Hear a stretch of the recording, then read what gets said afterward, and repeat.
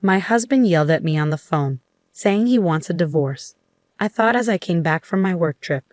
He's fed up with me, but I've had enough too. If I say sorry, maybe he'll change his mind. I understand, I said to him on the phone. But instead of going to my husband's parents' house where he was, I went somewhere else. My name is Sophie, and I'm 28 years old. I got married to David, who is 2 years older than me, 3 years ago. To be frank, David is the son of the future CEO of the company where I work. Originally, I worked somewhere else. But after marrying David, I changed jobs. Now, I'm working hard in the same company as him, aiming to become the CEO's wife someday. David wasn't sure about me working there, but when the current CEO, who is his dad, ordered it, there wasn't much to discuss. My job keeps me really busy, and I often have to go on long business trips. We've been wanting to have a baby, but with our hectic schedules, it's been hard to relax enough for that. Lately, things between David and me haven't been great. We're both really busy, and we end up arguing about small stuff a lot. Just the other day, David got mad at me as I was getting ready to leave for work. "Hey Sophie, why didn't you wake me up when I asked you to?" "I did wake you up a few times, David, but you yelled at me to leave you alone and said you'd wake up by yourself, so I went ahead and made breakfast." "What? I never said anything like that. Don't lie to me." "I'm not lying. I tried to wake you up at least 20 times, and your alarm was blaring the whole time. You can't imagine what's going to happen if I'm late today. I'll get chewed out by my dad again. Why do I have to be the one who gets yelled at when it's his fault for not waking up?" At first, I put up with my husband's unfair scolding, but eventually, I started standing up for myself. This led to a big fight recently where he said, "I want a divorce." Thankfully, our in-laws stepped in and stopped things from getting worse. Still, I was getting really tired of him bringing up divorce every time we argued. One day, while I was getting ready for a business trip, my husband came up to me looking upset. "Hey Sophie, you're leaving for another trip, huh?" My husband always calls my business trips like they're not important. It's not just a trip, it's a business trip. "Why do I have to keep explaining this to you?" I replied, feeling frustrated. "Must be nice always going on trips and neglecting the housework. You're probably just going sightseeing after pushing all the house chores on me, right? Listen, that's enough. This is for your company, you know. Why can't you just accept that it's a business trip?" I can't imagine how it's like to be a rookie like you going on a business trip. Being so useful is pretty much just like a trip. What the hell is wrong with you? Can't you tell the difference between a trip and a business trip? Well, it's the truth, isn't it? You say I'm dumping the house chores on you, but you've never done anything around the house when I'm away on a business trip. When I'm not around, my husband only ever orders takeout, leaves the laundry piled up, and doesn't even take out the garbage. Despite doing nothing, his attitude gives me so much stress. Even the divorce drama last time was all because of his personality. Even though we both work and spend the same amount of time on our jobs, all the housework is left to me. On top of that, he acts all superior and domineering, which I couldn't stand.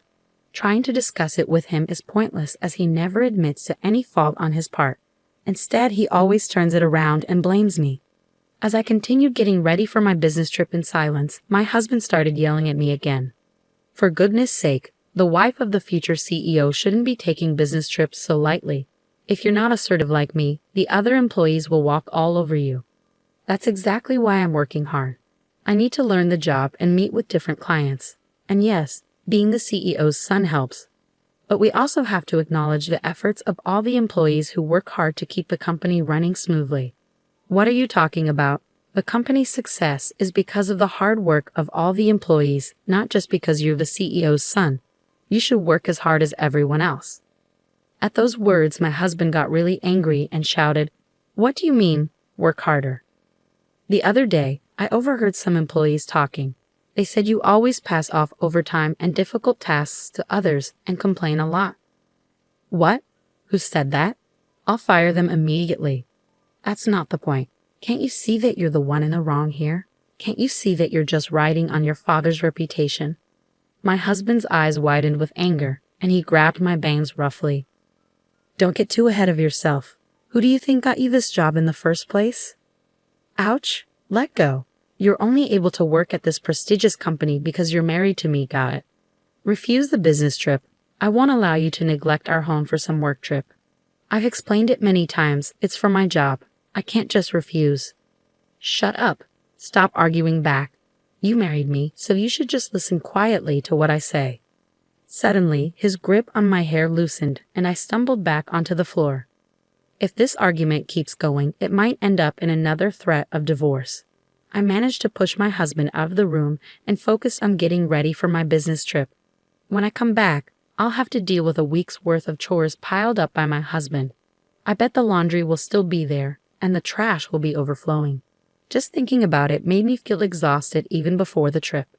The next day, as planned, I headed off on my business trip. I focused on my work and didn't let personal issues get in the way. When I got back home after a week, I couldn't believe what I saw. I'm back. The house was sparkling clean, just like the day I left for my business trip. It was a pleasant surprise. Thank goodness. Maybe David finally understood how I felt. Perhaps he had a change of heart and decided to help with the housework.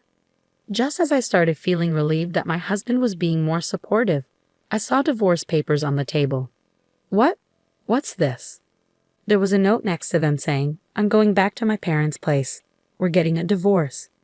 Panicked, I quickly called my husband, and he picked up right away. Huh? Did you even read the divorce papers? His casual tone angered me, and I snapped back. Wait, are you seriously talking about divorcing me? Of course. You'd be in trouble if I did, wouldn't you? Don't talk about divorce so casually. Then my husband, sounding smug, said, "If you're going to take it that seriously," and started laying out conditions. "If you start taking care of the house and listen to me, I might think about canceling the divorce. But of course, no more trips." What? Like you, it wasn't just a trip. Huh? Are you talking back? If you are, then I'm divorcing you. You're such a nag. A nag? He calls me a nag when he can't even do a single thing around the house himself. If he's up for it, so am I. Fine. If you don't want to get divorced, then come and apologize. Do you understand? Holding back my urge to argue, I replied calmly, "Okay, I understand. You should have listened to me from the beginning. Now come quickly." With that, he hung up. Instead of going to my in-laws' house where he was, I headed to City Hall. I submitted the divorce papers and they were accepted without any trouble. I was officially single again. 3 hours later, while I was packing up at home, my ex-husband came back with his mother, probably fed up with waiting for me. As soon as they saw me, they started hurling insults. "Hey, how long are you going to keep me waiting? That's right, you're a failure as a wife, yet you're out having fun. You should be taking care of David." Taking care of? How old is David? He's older than me, isn't he? I fired back, feeling frustrated. As I retorted, their brows furrowed in anger. Shut up, stop being stubborn, and apologize quickly. We're really going through with the divorce. If anyone will be in trouble if we get divorced, it's you, Sophie. You could have been the wife of the next company president, and you're okay with acting this way? And you. If you divorce me, you won't be able to live in this luxurious lifestyle. Are you okay with that? Well, I never thought you were a good match for David in the first place, so I really don't care. At a loss for words, my ex-husband grinned devilishly. Fine, this is your last chance. If you don't apologize now, we're getting a divorce. I'll even kick you out of the company. Decide quickly. At that moment, anger surged through me like a fireball. I had to make him understand the reality of the situation. We're already divorced, you know. What? Just as you wished. I've already submitted the divorce papers and they've been accepted, so I'm no longer your wife. What? Her ex-husband and mother-in-law stood there in shock. After a moment of silence, he finally spoke up. What are you talking about? This must be a joke, right? You wouldn't? Why would I lie? If you don't believe me, you can check the records yourself. No way. Suddenly, the mother-in-law, who had been listening, started to shout. Wait, Sophie, what have you done? You've put divorce on David's record, our future CEO. It was your son who gave me the divorce papers first. All I did was submit them. Stop making excuses. Cancel the divorce right now. Do you understand? I'm sorry, but once the divorce papers have been accepted, they can't be canceled. And I have no intention of canceling anyway. What? The mother-in-law was speechless, and the ex-husband just hung his head in defeat. Ignoring them, I continued, I'm tired of being ridiculed every time I go on a business trip and having to juggle work and housework every day. As far as I'm concerned, you're nothing but a burden. So Sylvie, calm down. Calm down. I'm perfectly calm. What's the point of being married if it's just a title? All you care about is yourself, isn't it? I didn't mean it like that. Do you realize you're losing your status as the CEO's wife? Are you okay with that? I didn't join your company to become the CEO's wife. I don't know how much you've been spoiled, but I didn't marry you to take care of you. Are you really willing to give up this lifestyle? If you just wait a little longer, you could become the CEO's wife. I absolutely refuse to keep being your caretaker. I'm not your mother. Just go and live your life on your own. With an intensity like never before, my husband was completely teary-eyed. His mother-in-law took her turn, stuttering out her final provocation. What if you divorce David? You'll also lose your job. And what if I do? What? I've already informed your father that I'll be quitting the company. What? The mother-in-law and ex-husband's eyes widened in surprise. To confirm, my ex-husband started calling his father. After a few rings, his father answered, and he put the call on speaker. Dad, listen to this. Sophie decided to divorce me on her own. Yeah, I heard. She told me she's quitting the company too. She's so selfish. Can't you fire her immediately with your CEO powers? Well, I guess I should fire someone ASAP. You. Yeah, that's right. Wait, what? Instead of the stunned ex-husband, his mother-in-law turned to her husband. What do you mean by that? There's nothing to explain. David is a liability who doesn't contribute anything to the company. I'm disappointed in his work ethic. Wait, what? How can you suddenly say that about our son? Stay quiet, the father-in-law firmly told his wife. David, your performance at work is lacking. You misuse company resources, make inappropriate advances towards female colleagues, and complain about trivial things like the cafeteria. You're just not cutting it. Do you think I don't know that your subordinates consider you incompetent? No, that's not true. It can't be. I can't protect you any longer, even if you're my son. You understand this, right? Just because you're the boss's son doesn't mean we get special treatment. But that doesn't mean you have to fire me. The only thing I can commend you for is marrying a capable wife. Sophie will continue to work for the company, but you're fired, David. At his father's words, my ex-husband's eyes widened in shock. Unfazed by his reaction, the father-in-law continued, Unlike you, Sophie is diligent in her work and brings in a lot of contracts. She's highly respected by our clients. Many companies have chosen to work with us because of her. But she was only sent on business trips because she's new.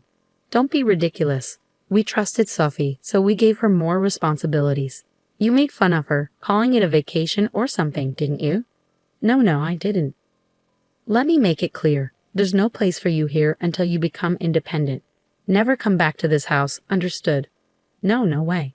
And so, my ex-husband was disowned by his father-in-law, lost his job, and couldn't even return to his parents' home. When his mother tried to defend him, his father blamed her for spoiling him and gave her a divorce notice too.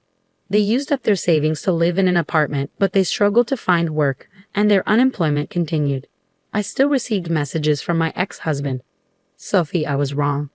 I won't make fun of you anymore. I promise to take care of myself, so please come back. I can't take it anymore. Help me. He was so persistent that I finally blocked his number. I shouldn't have to deal with that mama's boy anymore. On the other hand, I'm still working hard under my father-in-law, who is now the CEO. I have my own team, and I'm enjoying fulfilling days. I'm grateful that my father-in-law is a supportive manager. From now on, I want to pursue my goals without being held back by meaningless family ties.